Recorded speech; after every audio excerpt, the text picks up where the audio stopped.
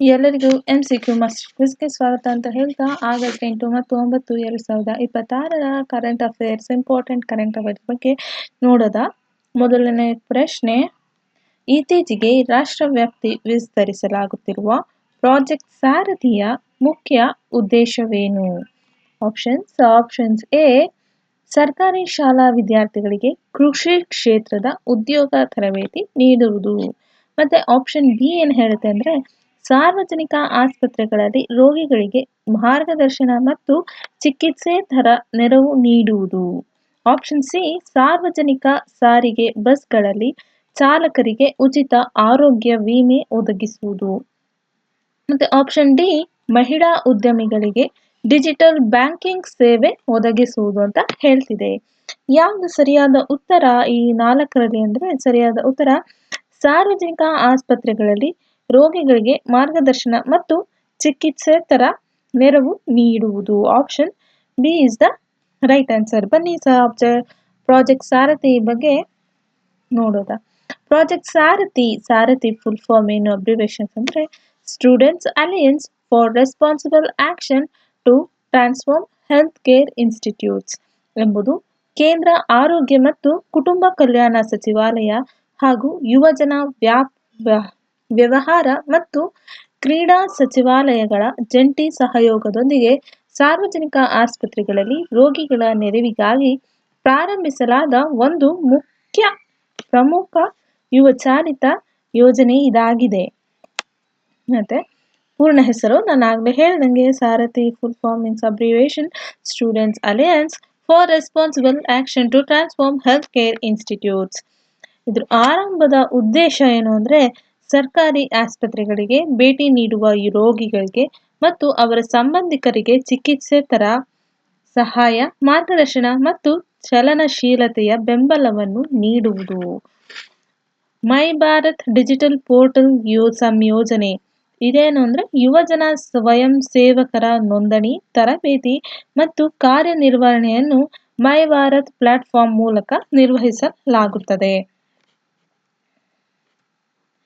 ಕಾರ್ಯನಿರ್ವಹಣೆ ತರಬೇತಿ ಪಡೆದ ಯುವ ವಿದ್ಯಾರ್ಥಿಗಳು ಹಾಗೂ national service scheme means NSS ಸ್ವಯಂ ಸೇವಕರು ಆಸ್ಪತ್ರೆಯ OPD ನೋಂದಣಿ, ವೀಲ್ ಚೇರ್ ಬೆಂಬಲ ಮತ್ತು ಲ್ಯಾಬೊರೇಟರಿಗಳನ್ನು ತಲುಪಲು ಮಾರ್ಗದರ್ಶನ ನೀಡುತ್ತದೆ.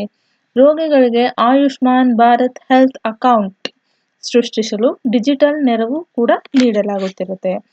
ಮತ್ತೆ ಪ್ರಮುಖ ನಿಯಮ ಏನು ಅಂದ್ರೆ, ಸ್ವಯಂ ಸೇವಕರು ಕೇವಲ ಮಾರ್ಗದರ್ಶನ ಮತ್ತು ಸಹಾಯಕ್ಕೆ ಮಾತ್ರ ಸೀಮಿತವಾಗಿದ್ದು ಯಾವುದೇ ವೈದ್ಯಕೀಯ ಅಥವಾ ಆಡಳಿತಾತ್ಮಕ ಕರ್ತವ್ಯಗಳಲ್ಲಿ ತೊಡಗಿಸಿಕೊಳ್ಳುವಂತಿರಲ್ಲ. ಇದ್ರ ಬಗ್ಗೆ ಇದಿಷ್ಟು ಪ್ರಾಜೆಕ್ಟ್ ಸಾರಥಿ ಬಗ್ಗೆ ವಿವರಣೆ ಆಗಿರುತ್ತೆ.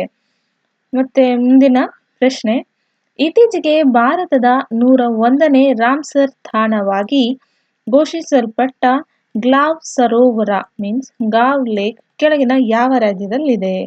ಯಾವ ರಾಜ್ಯ? ಆಪ್ಷನ್ಸ್ ಯಾವ್ಯಾವ್ದಿದೆ? Option A Assam, option B Sikkim, option C Arunachal Pradesh, option D Meghalaya. ಸರಿಯಾದ ಉತ್ತರ ಆಪ್ಷನ್ ಸಿ ಅರುಣಾಚಲ ಪ್ರದೇಶದಲ್ಲಿ ಗ್ಲಾವ್ ಸರೋವರ ಇದು 101ನೇ ರಾಮ್ಸರ್ ತಾಣವಾಗಿ ಇದಾಗಿದೆ, ಘೋಷಿಸಲಾಗಿದೆ. ಅರುಣಾಚಲ ಪ್ರದೇಶದ ಗ್ಲಾವ್ ಸರೋವರವನ್ನು ಅಂತಾರಾಷ್ಟ್ರೀಯ ಪ್ರಾಮುಖ್ಯತೆ ಜಲಪಾತ ಅಥವಾ ಪಾತ್ರಭೂಮಿ ವೆಟ್ಲ್ಯಾಂಡ್ ಆಫ್ ಇಂಟರ್ನ್ಯಾಷನಲ್ ಇಂಪಾರ್ಟೆನ್ಸ್ ಎಂದು ಗುರುತಿಸಲಾಗಿದ್ದು, ಇದನ್ನು ಭಾರತದ 101ನೇ ರಾಮ್ಸರ್ ತಾಣವಾಗಿ ಸೇರ್ಪಡಿಸಲಾಗಿದೆ. ಇದು ಅರುಣಾಚಲ ಪ್ರದೇಶದ ಪ್ರಥಮ ರಾಮ್ಸರ್ ತಾಣವಾಗಿದೆ. ಅರುಣಾಚಲ ಪ್ರದೇಶಕ್ಕೆ ಇದು ಫಸ್ಟ್ ರಾಮ್ಸರ್ ಸೈಟ್ ಆಗಿದೆ.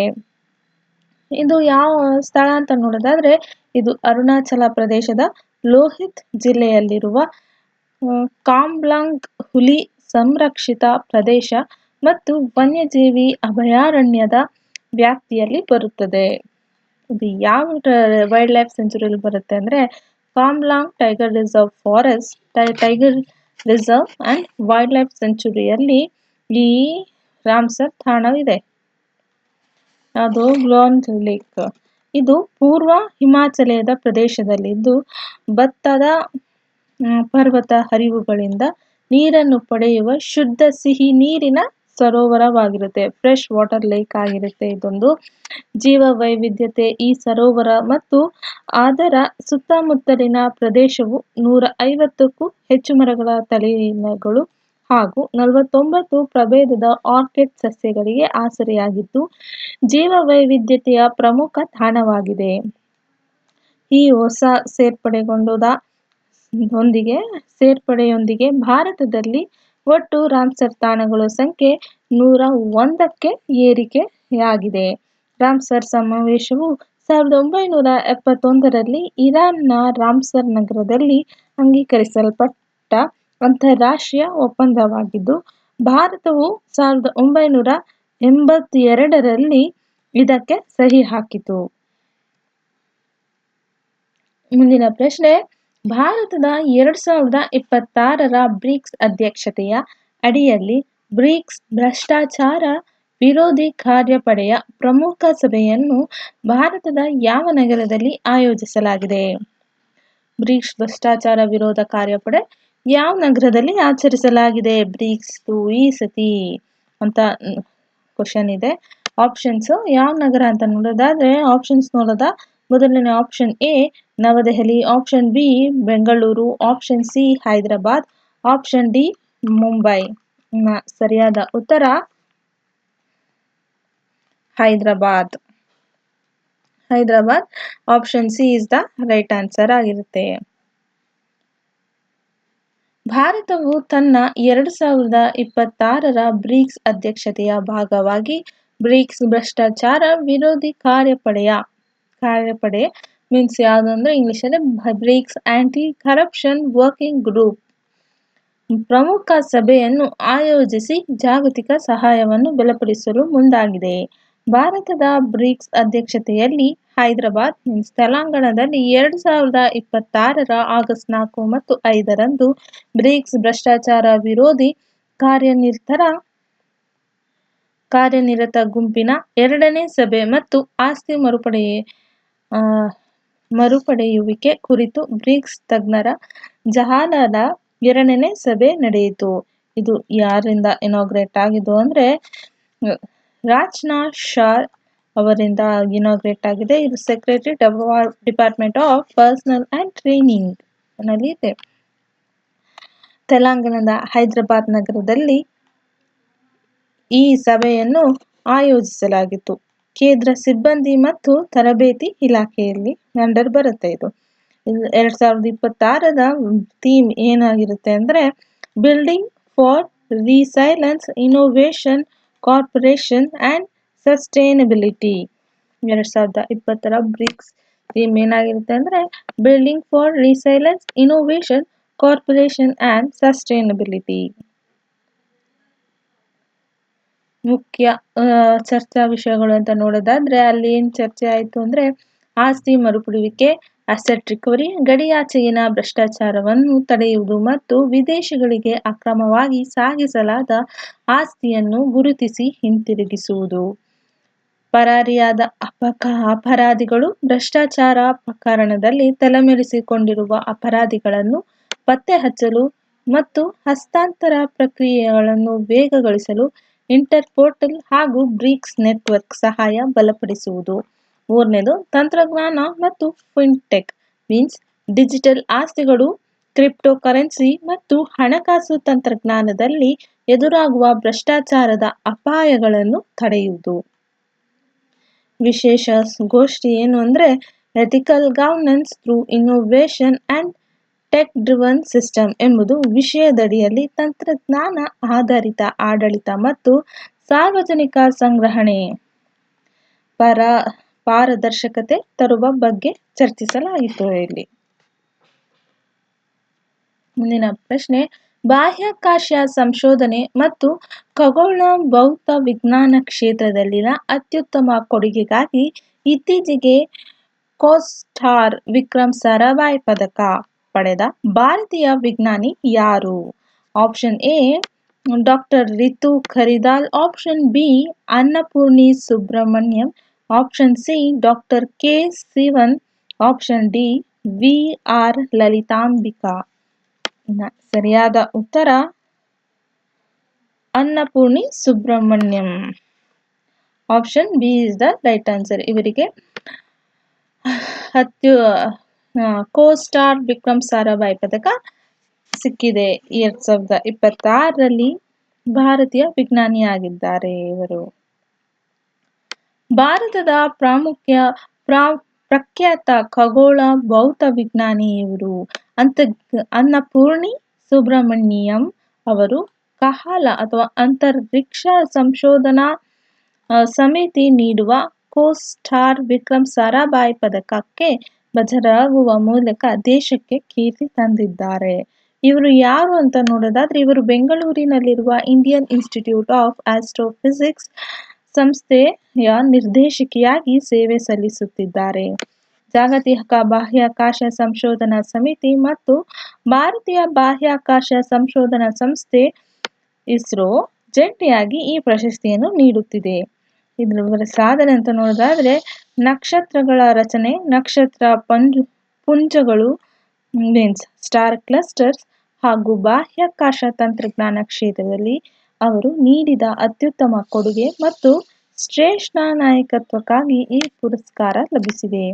ಭಾರತೀಯ ಬಾಹ್ಯಾಕಾಶ ಕಾರ್ಯಕ್ರಮ ಪಿತಾಮಹ ಡಾಕ್ಟರ್ ವಿಕ್ರಮ್ ಸಾರಾಭಾಯಿ ಅವರ ಸ್ಮರಣಾರ್ಥ ನೀಡಲಾಗುವ ಈ ಅಂತಾರಾಷ್ಟ್ರೀಯ ಪ್ರಶಸ್ತಿಯು ಬಾಹ್ಯಾಕಾಶ ವಿಜ್ಞಾನ ಕ್ಷೇತ್ರದಲ್ಲಿ ಅತ್ಯಂತ ಗೌರವಾನ್ವಿತ ಪ್ರಶಸ್ತಿಗಳಲ್ಲಿ ಇದೊಂದಾಗಿದೆ.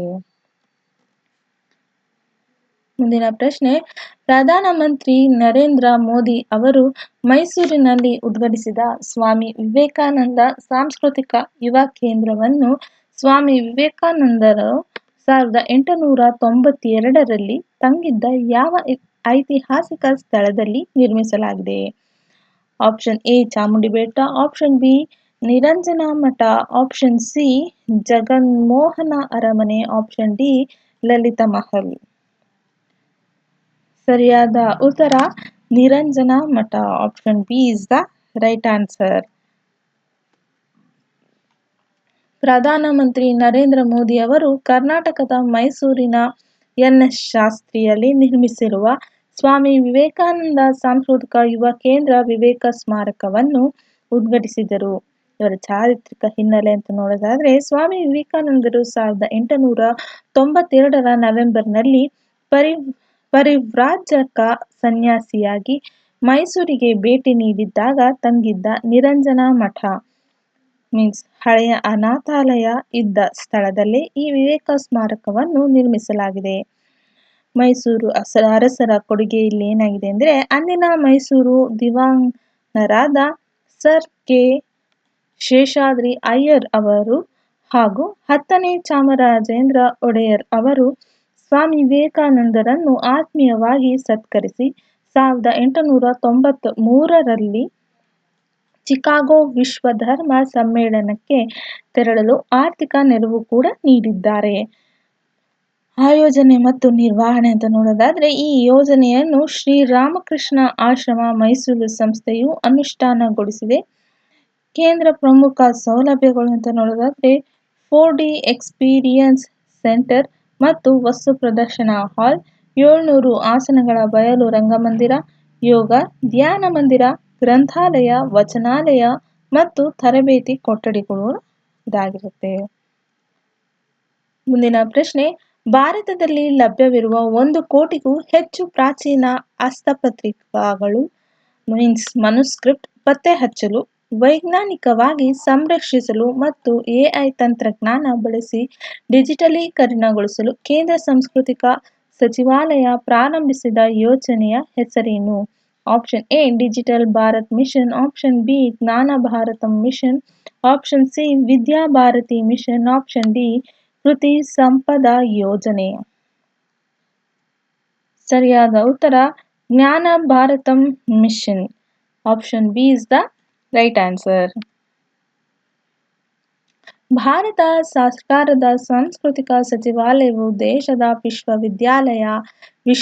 ದೇಶದ ವಿಶಾಲವಾದ ಪ್ರಾಚೀನ ಹಸ್ತಪ್ರತಿ ಪರಂಪರೆಯನ್ನು ಸಂರಕ್ಷಿಸಲು, ಡಿಜಿಟಲೀಕರಣಗೊಳಿಸಲು ಮತ್ತು ಸಂಶೋಧನೆಗೆ ಒಳಪಡಿಸಲು ಜ್ಞಾನ ಭಾರತ ಮಿಷನ್ ಅನ್ನು ಜಾರಿಗೆ ತಂದಿದೆ. ಇದು ಯಾವ ಮಿನಿಸ್ಟ್ರಿ ಅಂತ ಬರುತ್ತೆ ಅಂದ್ರೆ ಕೇಂದ್ರ ಸಾಂಸ್ಕೃತಿಕ ಸಚಿವಾಲಯದಲ್ಲಿ ಮಿನಿಸ್ಟ್ರಿ ಆಫ್ ಕಲ್ಚರ್ ಅಂಡರ್ ಬರುತ್ತೆ. ಇದು ಹಿನ್ನೆಲೆ ನೋಡೋದಾದ್ರೆ ಇದ್ರದ್ದು ಈ ಯೋಜನೆಯನ್ನು ಕೇಂದ್ರ ಆಯವ್ಯಯದಲ್ಲಿ ಘೋಷಿಸಲಾಗಿದ್ದು 2024ರಿಂದ 2031ರ ಅವಧಿಗೆ ಹಣಕಾಸು ಅನುಮೋದನೆ ನೀಡಲಾಗಿದೆ. ರಾಷ್ಟ್ರೀಯ ಸಮೀಕ್ಷೆ ಮೀನ್ಸ್ ನ್ಯಾಷನಲ್ ಮನ್ಯುಸ್ಕ್ರಿಪ್ಟ್ ಸರ್ವೆ ಅಂತ ನೋಡೋದಾದ್ರೆ ದೇಶಾದ್ಯಂತ ಇರುವ 1 ಕೋಟಿಗೂ ಹೆಚ್ಚು ಪ್ರಾಚೀನ ಹಸ್ತಪತ್ರಿಕೆಗಳನ್ನು ಪತ್ತೆ ಹಚ್ಚಲು ರಾಷ್ಟ್ರೀಯ ಹಸ್ತಪ್ರತಿ ಸಮೀಕ್ಷೆ ಮತ್ತು ಜಿಯೋ ಟ್ಯಾಗ್ ಮಾಡಿದ ಮಾಹಿತಿ ನಕ್ಷೆಯನ್ನು ರೂಪಿಸುವುದು. ಡಿಜಿಟಲೀಕರಣ ಮತ್ತು ಎಐ ಬಳಕೆ ಹೇಗೆ ಅಂದರೆ ಹಸ್ತಪ್ರತಿಗಳನ್ನು ಉನ್ನತ ಗುಣಮಟ್ಟದಲ್ಲಿ ಡಿಜಿಟಲೀಕರಣಗೊಳಿಸಿ ಜ್ಞಾನ ಭಾರತಂ ಪೋರ್ಟಲ್ ಮೂಲಕ ಜಾಗತಿಕವಾಗಿ ಲಭ್ಯವಾಗುವಂತೆ ಮಾಡುವುದು. ಜ್ಞಾನ ಸೇತು, ಕೃತಕ ಬುದ್ಧಿಮತ್ತೆ ತಂತ್ರಜ್ಞಾನವನ್ನು ಬಳಸಿ ಹಸ್ತಪ್ರತಿಗಳ ಅಧ್ಯಯನ ನಡೆಸುವುದು. ತರಬೇತಿ ಪಡೆದ ತಜ್ಞರಿಂದ ಪ್ರಾಚೀನ ತಾಳೆಗರಿ, ಭೋರ್ಜಪತ್ರ ಮತ್ತು ಕಾಗದದ ಹಸ್ತಪ್ರತಿಗಳನ್ನು ವೈಜ್ಞಾನಿಕವಾಗಿ ಸಂರಕ್ಷಿಸುವುದು. ಹಸ್ತಪ್ರತಿ ಎಂದರೆ ಏನು ಅಂತ ನೋಡೋದಾದ್ರೆ ಕನಿಷ್ಠ 75 ವರ್ಷಗಳಷ್ಟು ಹಳೆಯವಾದ ಸಾಂಸ್ಕೃತಿಕ, ಐತಿಹಾಸಿಕ ಅಥವಾ ವೈಜ್ಞಾನಿಕ ಮೌಲ್ಯವಿರುವ ಕೈಬರಹದ ದಾಖಲೆಗಳನ್ನು ಹಸ್ತಪ್ರತಿ ಎನ್ನಲಾಗುತ್ತದೆ. ಕಲ್ಲಿನ ಶಾಸನಗಳು ಅಥವಾ ಮುದ್ರಿತ ಪುಸ್ತಕಗಳು ಇದಕ್ಕೆ ಸೇರುವುದಿಲ್ಲ. ಭಾರತದ ಶ್ರೀಮಂತಿಕೆ ಅಂತ ನೋಡೋದಾದ್ರೆ ಜಗತ್ತಿನಲ್ಲೇ ಅತಿ ಹೆಚ್ಚು ಹಸ್ತಪ್ರತಿಗಳನ್ನು ಹೊಂದಿರುವ ದೇಶ ಭಾರತವಾಗಿದ್ದು ಸಾಂಸ್ಕೃತಿಕ, ಕನ್ನಡ, ತೆಲುಗು, ತಮಿಳು, ಶಾರದಾ ಮುಂತಾದ 80ಕ್ಕೂ ಹೆಚ್ಚು ಲಿಪಿಗಳಲ್ಲಿ ಇವು ಲಭ್ಯವಿದೆ. ಮುಂದಿನ ಪ್ರಶ್ನೆ, ಇತ್ತೀಚೆಗೆ ಕರ್ನಾಟಕ ಸರ್ಕಾರವು ಮಕ್ಕಳ ಸ್ನೇಹ ಗ್ರಾಮ ಯೋಜನೆಯನ್ನು ಜಾರಿಗೆ ತರಲು ಯಾವ ಗ್ರಾಮ ಪಂಚಾಯಿತಿಯನ್ನು ಮಾದರಿಯಾಗಿಟ್ಟುಕೊಂಡು ನೂತನ ಮಾರ್ಗದರ್ಶಿ ಸಿದ್ಧಪಡಿಸಿದೆ? ಆಪ್ಷನ್ ಎ ಯಾವುದು ಕೂಕಟನೂರು ಗ್ರಾಮ panchayat, option B Halanayakanahalli, option C Hirebagewadi ಗ್ರಾಮ panchayat, option C D Kundagol ಗ್ರಾಮ ಪಂಚಾಯಿತಿ. ಸರಿಯಾದ ಉತ್ತರ ಹಲನಾಯಕನಹಳ್ಳಿ ಗ್ರಾಮ panchayat. Option B is the right answer. Karnataka ಸರ್ಕಾರವು ರಾಜ್ಯದ ಗ್ರಾಮ ಪಂಚಾಯಿತಿಗಳಲ್ಲಿ ಸುರಕ್ಷಿತ, ಸಮಗ್ರ ಹಾಗೂ ಮಕ್ಕಳ ಕೇಂದ್ರೀಕೃತ ವಾತಾವರಣವನ್ನು ನಿರ್ಮಿಸಲು ಮಕ್ಕಳ ಸ್ನೇಹಿ ಗ್ರಾಮ ಅಭಿವೃದ್ಧಿ ಮಾರ್ಗದರ್ಶಿಯನ್ನು ಸಿದ್ಧಪಡಿಸಿದೆ. Means child friendly village manual ಅನ್ನು ಸಿದ್ಧಪಡಿಸಿದ್ದಾರೆ.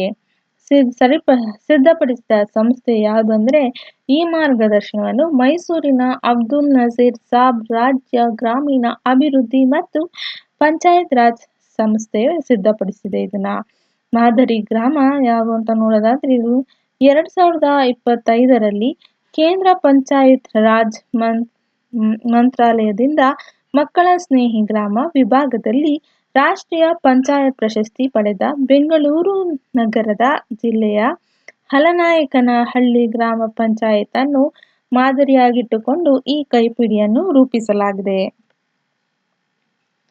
ಇದ್ರ ಮುಖ್ಯ ಉದ್ದೇಶ ಏನು ಅಂದ್ರೆ ಉಚಿತ ಹಾಗೂ ಕಡ್ಡಾಯ ಶಿಕ್ಷಣ ಮೀನ್ಸ್ ಶಾಲಾ ಮತ್ತು ಅಂಗನವಾಡಿಗಳಲ್ಲಿ 100% ಮಕ್ಕಳ ನೋಂದಣಿ ಮತ್ತು ಹಾಜರಾತಿಯನ್ನು ಖಚಿತಪಡಿಸುವುದು. ಬಾಲ ಕಾರ್ಮಿಕ ಮತ್ತು ಬಾಲ್ಯ ವಿವಾಹದ ತಡೆ ಅಂತ ನೋಡೋದಾದ್ರೆ ಗ್ರಾಮಗಳಲ್ಲಿ ಬಾಲ ಕಾರ್ಮಿಕ ಪದ್ಧತಿ, ಬಾಲ್ಯ ವಿವಾಹ ಮತ್ತು ಹದಿಹರೆಯದ ಗರ್ಭಧಾರಣೆಯನ್ನು ಸಂಪೂರ್ಣವಾಗಿ ತಡೆಯುವುದು. ಆರೋಗ್ಯ ಮತ್ತು ಲಸಿಕೆ, ಮಕ್ಕಳಿಗೆ 100% ಲಸಿಕೆಯನ್ನು ಒದಗಿಸುವುದು ಹಾಗೂ ಅಪೌಷ್ಟಿಕತೆಯನ್ನು ಹೋಗಲಾಡಿಸಲು ನಿಯಮಿತ ಆರೋಗ್ಯ ತಪಾಸಣೆ ನೀಡುವುದು. ಗ್ರಂಥಾಲಯ ಮತ್ತು ಕೌಶಲ್ಯ, ಮಕ್ಕಳಲ್ಲಿ ಓದಿನ ಅಭ್ಯಾಸ ಹೆಚ್ಚಿಸಲು ಗ್ರಂಥಾಲಯಗಳು, ಕ್ರೀಡೆ ಮತ್ತು ಕಂಪ್ಯೂಟರ್ ಕಲಿಕೆಗೆ ಆದ್ಯತೆ ನೀಡುವುದು. ಭಾರತವು ದೇಶಗಳ ನಡುವೆ ಮಾಡಿಕೊಳ್ಳುತ್ತಿರುವ ಉಚಿತ ವ್ಯಾಪಾರ ಒಪ್ಪಂದಗಳ ತಂತ್ರಜ್ಞಾನದಲ್ಲಿ ಎದುರಿಸುತ್ತಿರುವ ಪ್ರಮುಖ ಆರ್ಥಿಕ ಸವಾಲು ಯಾವುದು? ಆಪ್ಷನ್ಸ್ ಎ ಭಾರತೀಯ ಉತ್ಪನ್ನಗಳ ಆಮದು ಸಂಪೂರ್ಣವಾಗಿ ಸ್ಥಗಿತಗೊಳಿಸುವುದು. ಆಪ್ಷನ್ ಬಿ, ರಫ್ತು ಹೆಚ್ಚಾಗುವ ಬದಲಿಗೆ ಆಮದು ಹೆಚ್ಚಾಗಿ ವ್ಯಾಪಾರದ ಕೊರತೆ. ಆಪ್ಷನ್ ಸಿ, ವಿದೇಶಿ ನೇರ ಹೂಡಿಕೆ ಶೂನ್ಯ ಮಟ್ಟಕ್ಕೆ ಇಳಿಯುವುದು. ಆಪ್ಷನ್ ಡಿ, ವಿದೇಶಿಗಳಿಗೆ ಭಾರತದಿಂದ ಸೇವಾ ವಲಯದ ರಫ್ತು ಸಂಪೂರ್ಣವಾಗಿ ಬಂದಾಗುವುದು. ಸರಿಯಾದ ಉತ್ತರ ರಫ್ತು ಹೆಚ್ಚಾಗುವ ಬದಲಿಗೆ ಆಮದು ಹೆಚ್ಚಾಗಿ ವ್ಯಾಪಾರದ ಕೊರತೆ ಹೆಚ್ಚಾಗಿರುವುದು. Option B is the right answer. ಭಾರತವು ಜಾಗತಿಕವಾಗಿ ಅನೇಕ ದೇಶಗಳೊಂದಿಗೆ ಮೀನ್ಸ್ ಯಾವುದಂದ್ರೆ ಏಸಿಯನ್, UAE, ಆಸ್ಟ್ರೇಲಿಯಾ, ದಕ್ಷಿಣ ಕೊರಿಯಾ, ಜಪಾನ್, UK ಉಚಿತ ಮತ್ತು ಮುಕ್ತ ವ್ಯಾಪಾರ ಒಪ್ಪಂದಗಳಿಗೆ ಮೀನ್ಸ್ ಫ್ರೀ ಟ್ರೇಡ್ ಅಗ್ರಿಮೆಂಟ್ ಸಹಿ ಹಾಕುತ್ತಿದ್ದರು. ಈ ಒಪ್ಪಂದಗಳು ಭಾರತದ ರಫ್ತು ಹೆಚ್ಚಾಗಿಸುವ ಬದಲಿಗೆ ಆಮದುಗಳನ್ನು ಹೆಚ್ಚಿಸಿ ವ್ಯಾಪಾರ ಕೊರತೆಯನ್ನು ಹೆಚ್ಚು ಮಾಡುತ್ತಿವೆ ಎಂದು ಇತ್ತೀಚಿನ ಆರ್ಥಿಕ ವಿಶ್ಲೇಷಣೆಗಳು ಎತ್ತಿ ತೋರಿಸುತ್ತಿವೆ. ಇದ್ರದ್ದು ಕೀ ಇಶ್ಯೂಸ್ ನೋಡೋದಾದ್ರೆ, ಪ್ರಮುಖ ಸವಾಲುಗಳು ಮತ್ತು ವಿಶ್ಲೇಷಣೆಗಳು ಅಂತ ನೋಡೋದಾದ್ರೆ, ಮೊದಲನೇದು ಹೆಚ್ಚಾಗುತ್ತಿರುವ ವ್ಯಾಪಾರದ ಕೊರತೆ, ವೈಡಿಂಗ್ ಟ್ರೇಡ್ ಡಿಫೆಕ್ಟ್. ಇದು ಹೇಗೆ ಅಫೆಕ್ಟ್ ಆಗ್ತಿದೆ ಅಂತ ನೋಡೋದಾದ್ರೆ, ಏಷ್ಯನ್, ದಕ್ಷಿಣ ಕೊರಿಯಾ ಮತ್ತು ಜಪಾನ್ನಂತಹ ದೇಶಗಳೊಂದಿಗೆ FTA means free trade agreements ಮಾಡಿಕೊಂಡ ನಂತರ ಭಾರತದಿಂದ ಈ ದೇಶಗಳಿಗೆ ಆಗುವ ರಫ್ತಿಗಿಂತ ಆ ದೇಶಗಳಿಂದ ಭಾರತಕ್ಕೆ ಆಗುವ ಆಮದು ಪ್ರಮಾಣವೇ ಗಣನೀಯವಾಗಿ ಹೆಚ್ಚಾಗಿದೆ. ಉದಾಹರಣೆಗೆ, ಏಷ್ಯನ್ ದೇಶಗಳೊಂದಿಗೆ ಭಾರತದ ವ್ಯಾಪಾರ $10.4 ಬಿಲಿಯನ್ನಿಂದ $51.2 ಬಿಲಿಯನ್ ದಾಳಿಕೆ ಏರಿಕೆಯಾಗಿದೆ. ಆಂತರಿಕ ಉತ್ಪಾದನಾ ಸಾಮರ್ಥ್ಯದ ಕೊರತೆ ಮೀನ್ಸ್ ವೀಕ್ ಡೊಮೆಸ್ಟಿಕ್ ಕೆಪಾಬಿಲಿಟಿ. ಇದು ಹೇಗೆ ಎಫೆಕ್ಟ್ ಆಗ್ತಿದೆ ಅಂತ ನೋಡಿದ, ಸುಂಕ ವಿನಾಯಿತಿ ನೀಡಿದ ಮಾತ್ರಕ್ಕೆ ರಫ್ತು ಹೆಚ್ಚಾಗುವುದಿಲ್ಲ. ಭಾರತದಲ್ಲಿ ಮೂಲಸೌಕರ್ಯ, ಸಾಗಣೆ ವೆಚ್ಚ ಮತ್ತು ತಾಂತ್ರಿಕ ಆವಿಷ್ಕಾರಗಳ ಕೊರತೆ ಇರುವುದರಿಂದ ಭಾರತೀಯ ಸರಕುಗಳು ಜಾಗತಿಕ ಮಾರಾಟಕ್ಕೆ ಸ್ಪಂದಿಸಲು ಕಷ್ಟಪಡುತ್ತಿವೆ. ಜಾಗತಿಕ ಮೌಲ್ಯ ಸರಣಿ ಸೇರ್ಪಡೆಯಾಗಿರುವುದು. FTA ಮೂಲಕ ಭಾರತವು ಜಾಗತಿಕ ಉತ್ಪನ್ನ ಜಾಲದಲ್ಲಿ ಪ್ರಮುಖ ಪಾತ್ರ ವಹಿಸುತ್ತದೆ ಎಂದು ಭಾವಿಸಲಾಗಿತ್ತು. ಆದರೆ ವಾಸ್ತವವಾಗಿ ಭಾರತದ ಮೌಲ್ಯ ಸರಣಿ ಭಾಗವಹಿಸುವಿಕೆ ತಂದಿದೆ. ಆಮದು ನುಸುಳುವಿಕೆ ಮೀನ್ಸ್ ಇಂಪೋರ್ಟ್ ಪೆನೆಟ್ರೇಷನ್ ಅಂತ ನೋಡೋದಾದ್ರೆ, ಕೈಗಾರಿಕಾ ನೀತಿ ಮತ್ತು ತಂತ್ರಜ್ಞಾನ ಅಭಿವೃದ್ಧಿಯ ಜೊತೆ ವ್ಯಾಪಾರ ಒಪ್ಪಂದಗಳನ್ನು ಜೋಡಿಸುವುದರಿಂದ ಭಾರತವು ಕೇವಲ ಆಮದು ಮಾರುಕಟ್ಟೆಯಾಗಿ ಪರಿಣಮಿಸುತ್ತಿದೆ. ಇನ್ನು simple one line current affairs ಬಗ್ಗೆ ನೋಡಿದ್ರೆ, ಸಿಂಪಲ್ ಆಗಿ ಜಸ್ಟ್ ಒನ್ ಲೈನ್, ಒಂದು ಗ್ಲಾನ್ಸ್ ತರ ಇದೊಂದು ಕೆಲವೊಂದು ಕರೆಂಟ್ ಅಫೇರ್ಸ್ ಪಾಯಿಂಟ್ಸ್ ನೋಡಿದ್ದೀನಿ. ಕೇಂದ್ರ ಸಚಿವ ಗಿರಿರಾಜ್ ಸಿಂಗ್ ಅವರಿಂದ ಕಾರ್ಪಸ್ ದರ್ಶನ್ ಬುಲೆಟಿನ್ ಬಿಡುಗಡೆಯಾಗಿದೆ. Means CCI cotton corporation of India limited ನ 56ನೇ ಸ್ಥಾಪನಾ ದಿನದಂದು 4 ತಿಳುವಳಿಕೆ ಒಪ್ಪಂದಕ್ಕೆ ಸಹಿ ಹಾಕಿದೆ. ಏನದು? ಹತ್ತಿ ಬೆಳೆಗಾರರಿಗೆ ಹವಾಮಾನದ ಮಾಹಿತಿ, ಮಾರುಕಟ್ಟೆ ಪ್ರವೃತ್ತಿಗಳು, ವೈಜ್ಞಾನಿಕ ಬೇಸಾಯ ಪದ್ಧತಿಗಳು, ಗುಣಮಟ್ಟ ನಿರ್ವಹಣೆ ಮತ್ತು ಸರ್ಕಾರದ ಕಲ್ಯಾಣ ಯೋಜನೆಗಳ ಕುರಿತು ಸಕಾಲಿಕ ಸಲಹೆಗಳನ್ನು ಒದಗಿಸಲು ವಿಶೇಷ ಮಾಹಿತಿ ಬುಲೆಟಿನ್ ಅನ್ನು ಪ್ರಾರಂಭಿಸಲಾಗಿದೆ.